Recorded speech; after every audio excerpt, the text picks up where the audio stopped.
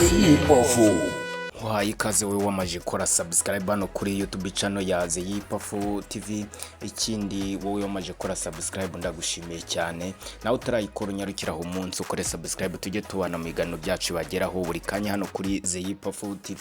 Muri uno mwanya rero makuru ari kuvugwa nuko polisi y'u Rwanda yaba yamaje kwemeza ko abahanzi babiri Airways na Babo bafunzwe bakekwaho gukoresha ibiyobyabwenge nyuma yuko bakorewe ibizamini bakaba barasanzwemo ikoreshwa ry'ibiyobyabwenge. Amakuru y'ifungwa ry'aba bahanzi yatangiye gucicikana ku mbuga nkoranyambaga kuri uyu wa gatatu tariki ya 10 Nzeri 2025, aho bamwe bazikoresha bavugaga ko aba bahanzi bari mu maboko ya polisi. Amakuru dukesha ikinyamakuru New Times cyavuganye n'umuvugizi wa polisi ACP Boniface Rutikanga aremeza ko aba bahanzi kazi Airways na Babo bafunze. Iki kinyamakuru rero kikibaza ACP Boniface Rutikanga nimba aba bahanzi koko bafunzwe, yahise asubiza ati yego nibyo barafunzwe. Iri fungwa ry'aba bahanzi rero ryaje rikurikira gufatirwa mu makosa yo kurenga ku mabwiriza, aho bafatanywe n'izindi nshuti mu masaha y'ijoro bakaza gusuzumwa ibiyobyabwenge nyuma bakaza gutabwa muri yombi nyuma yuko babibasanzemo mu mibiri yabo.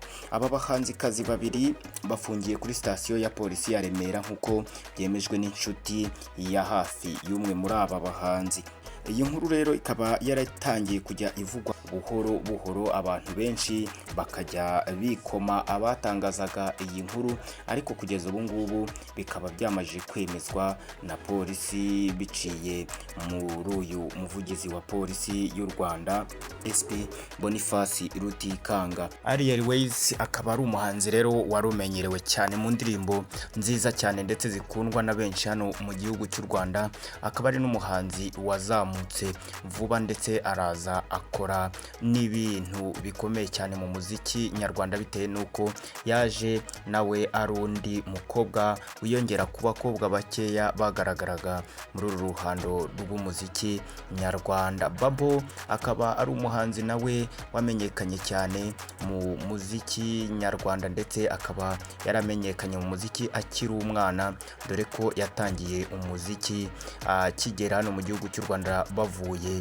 mu gihugu cy'amahanga babagamo we n'umubyeyi we, baza kugaruka mu Rwanda ahita atangira gukora indirimbo gutyo, ndetse atangira no kumenyekana akiri umwana cyane kuko yatangiye akora indirimbo akorana n'abantu b'abasitari bari bakomeye muri iyo myaka yari atangiye mu umuziki.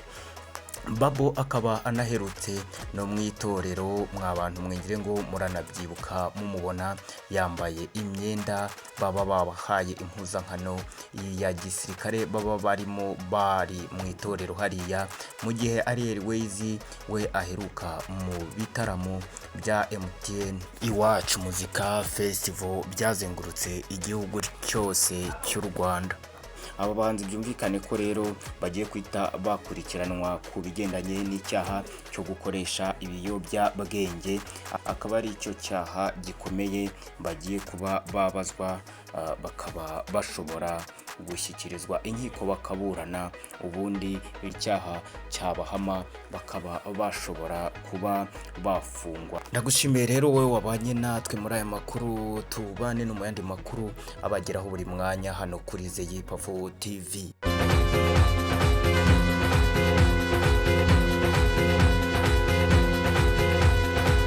Ziyipafu.